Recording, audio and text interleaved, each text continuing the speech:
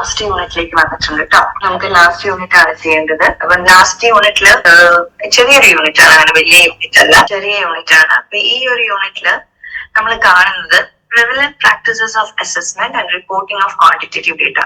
അപ്പൊ ഈ യൂണിറ്റ് ഇപ്പം രണ്ട് പാർട്ടായിട്ട് പറയാം. ഒന്ന് ഒരു എന്താ പറയാ, ആദ്യം നമ്മൾ എന്താണ് അസസ്മെന്റ്, ഇപ്പൊ നമ്മൾ പഠിച്ചത് എന്താ, ഇതുവരെ നമ്മൾ അസസ്മെന്റ് എന്തായിരുന്നു, എങ്ങനെയാണ് ചെയ്യേണ്ടത്, ഏതൊക്കെ രീതിയിൽ ചെയ്യാം, അതിന്റെ ഉപകാരങ്ങൾ എന്താ, അങ്ങനെയൊക്കെ കുറെ പഠിച്ചു അല്ലെ.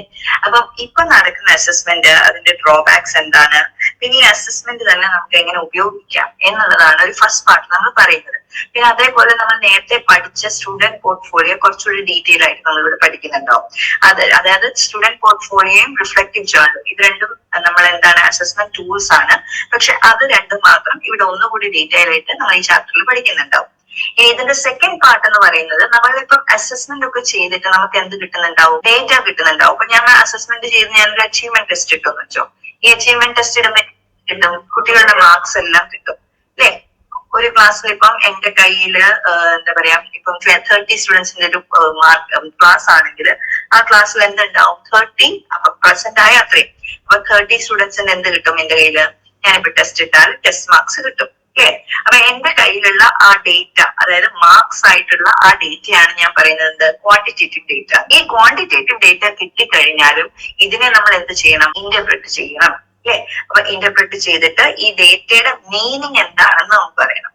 ആ ഒരു ഭാഗമാണ് നമ്മുടെ സെക്കൻഡ് പാർട്ടായിട്ട് ഈ യൂണിറ്റിൽ നമ്മൾ പഠിപ്പിക്കുന്നുണ്ടാവുക. ഓക്കെ, പഠിക്കുന്നുണ്ടാവുക. അതിലെന്താ ഉണ്ടാവുക, എങ്ങനെയാണ് നമ്മൾ ആ ഡേറ്റ അനലൈസ് ചെയ്യുന്നത്, അപ്പൊ നമ്മുടെ ക്ലാസ് ആവറേജ് എത്രയാണ്, അല്ലെങ്കിൽ കുട്ടികൾ എത്രമാത്രം തീരെ ഇറ്റുന്നുണ്ട്, അല്ലെങ്കിൽ തീരെ പഠിക്കാത്ത കുട്ടികളും നല്ല പഠിക്കുന്ന കുട്ടികളും എത്രയുണ്ട്, അല്ലെങ്കിൽ നമ്മൾ പ്രതീക്ഷിച്ചതിൽ നിന്നും എത്ര വ്യത്യസ്തമാണ് നമ്മുടെ റിസൾട്ട്സ്, അങ്ങനെയുള്ള കാര്യങ്ങളൊക്കെ നമ്മൾ എന്ത് ചെയ്യണം, ഇതിൽ നിന്ന് മനസ്സിലാക്കണം. സോ അതൊരു മാത്തമാറ്റിക്കൽ പാർട്ടാണ്. പക്ഷെ തിയററ്റിക്കലി ആണെങ്കിൽ നമ്മുടെ പേപ്പറിൽ ചോദിച്ചു കണ്ടിട്ടുമുണ്ട്.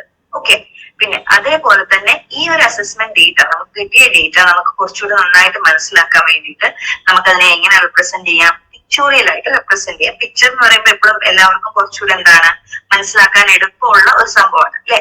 സോ അങ്ങനെയുള്ള ഒരു പിക്ചോറിയൽ റെപ്രസെന്റേഷൻ, ഡേറ്റയുടെ പിക്ചോറിയൽ റെപ്രസെന്റേഷൻ ആണ് എന്ത്, ഗ്രാഫ്സ് ആൻഡ് ഡയഗ്രാംസ്. അപ്പൊ അതും നമുക്ക് ഡീറ്റെയിൽ ആയിട്ട് തന്നെ ഈ ഒരു യൂണിറ്റിൽ പഠിക്കാറുണ്ട്. സോ യൂണിറ്റിന്റെ കണ്ടന്റ് ഇതാണ് സമ്മറി ആയിട്ട് പറയുന്നത്. ഇനി ഇതാണ് അതിന്റെ ബേസിക് ആയിട്ടുള്ള ടോപ്പിക്സ് വരുന്നത്. ഏതൊക്കെയാണ്, പ്രിവലന്റ് പ്രാക്ടീസസ് ഓഫ് അസസ്മെന്റ്. അപ്പൊ പ്രസന്റ് പ്രാക്ടീസസ് എന്തൊക്കെയാണ്, അത് നമുക്ക് ജനറൽ ആയിട്ട് എഴുതാവുന്ന കാര്യമാണ് അല്ലെ. എന്തൊക്കെയാണ് നമ്മൾ ചെയ്യുന്നത്, ഇപ്പൊ CC ഒക്കെ നമുക്ക് അവിടെ ഹൈലൈറ്റ് ചെയ്ത് പറയാം, ഇപ്പോഴത്തെ ഒരു പ്രാക്ടീസ്. പിന്നെ കമ്പയർ ചെയ്ത് ഇതിന് മുന്നേ ഉണ്ടായിരുന്ന പ്രാക്ടീസസ് എന്താണെന്നുള്ളത് നമുക്ക് പറയാം. പിന്നെ എന്താണ്, drawbacks of present assessment system. ഇപ്പൊ drawbacks of present assessment system എന്ന് പറയുന്നത് ഒത്തിരി നമുക്ക് കയ്യിൽ നിന്ന് ഇടാൻ പറ്റുന്ന കാര്യങ്ങളാണ്. അപ്പൊ നമുക്ക് ഇപ്പൊ ഉള്ള അസസ്മെന്റ് സിസ്റ്റത്തിൽ ഉള്ള പ്രശ്നങ്ങൾ, നമുക്ക് കാണാൻ പറ്റുന്ന പ്രശ്നങ്ങളൊക്കെ നമുക്ക് അവിടെ എന്ത് ചെയ്യാം, ലിസ്റ്റ് ഡൗൺ ചെയ്യാം.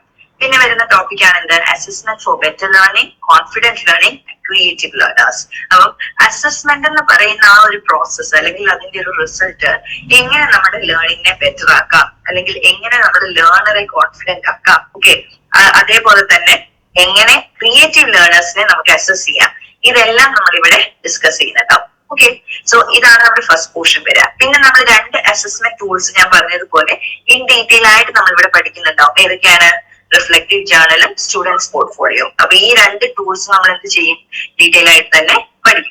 അത് കഴിഞ്ഞ് പറയുന്നതാണ് എന്ത്, interpreting and reporting quantitative data. അപ്പൊ ക്വാണ്ടിറ്റേറ്റീവ് ഡേറ്റ ഞാൻ നേരത്തെ പറഞ്ഞ പോലെ തന്നെ ക്വാണ്ടിറ്റി എന്ന് പറഞ്ഞാൽ എന്താ, മെഷർ ചെയ്യാൻ പറ്റുന്ന എന്തിനേലാണ് നമ്മൾ ക്വാണ്ടിറ്റി എന്ന് പറയുന്നത്. അപ്പൊ ആ ക്വാണ്ടിറ്റേറ്റീവ് ഡേറ്റ ഇപ്പൊ നമ്മുടെ കയ്യിൽ കിട്ടിയാൽ, എസ്പെഷ്യലി നമ്മൾ സ്കൂൾ അസസ്മെന്റ് അല്ലെങ്കിൽ നമ്മൾ ക്ലാസ് റൂം അസസ്മെന്റ് എന്ന് പറയുമ്പോൾ എന്തായിരിക്കും, അത് ക്വാണ്ടിറ്റേറ്റീവ് ആയിട്ടുള്ള മാർക്സോ അങ്ങനെ എന്തെങ്കിലും ആയിരിക്കും. അപ്പൊ ആ ഒരു ക്വാണ്ടിറ്റേറ്റീവ് ഡേറ്റ നമ്മുടെ കയ്യിൽ കിട്ടിയാൽ നമുക്ക് ആ ഡേറ്റയെ എങ്ങനെയൊക്കെ ഇന്റർപ്രറ്റ് ചെയ്യാം, അല്ലെങ്കിൽ ആ ഒരു ഡേറ്റ വെച്ച് നമുക്ക് എന്തൊക്കെ കൺക്ലൂഷൻസിൽ വരാം എന്നുള്ളതാണ് ഈ ലാസ്റ്റ് ആയിട്ടുള്ള ടോപ്പിക് വരുന്നത്. അപ്പൊ അതിൽ 3 ടോപ്പിക്ക് ബേസിക് ആയിട്ട് നമുക്കുള്ളത് എന്തൊക്കെയാണ്, മെഷേഴ്സ് ഓഫ് സെൻട്രൽ ടെൻഡൻസി ഉണ്ട്, അതേപോലെ മെഷേഴ്സ് ഓഫ് ഡിസ്പേർഷൻ ഉണ്ട്, അതേപോലെ തന്നെ കോറിലേഷനും ഉണ്ട്. Okay, so central tendency, dispersion, correlation, അത് മൂന്നും ഗ്രാഫിക് എന്താ പറയാ അനാലിറ്റിക്കൽ ആയിട്ട് വരുന്ന ടോപ്പിക്സ് ആണ്. അതായത് നമ്മൾ കാൽക്കുലേറ്റ് ചെയ്ത് കണ്ടുപിടിക്കേണ്ടതാണ്. അതേപോലെ അതിന്റെ മെത്തേഡ്സ് അല്ലെങ്കിൽ അത് തമ്മിലുള്ള ഡിഫറൻസസ് ഒക്കെ നമ്മൾ പഠിക്കണം. പിന്നെയാണ് ഞാൻ നേരത്തെ പറഞ്ഞത് പിക്ചോറിയൽ റെപ്രസെന്റേഷൻ വരുന്നത്. അതിലെന്താ ഉള്ളത്, graphs and diagrams. Okay, so ഇതാണ് നമ്മുടെ യൂണിറ്റ്.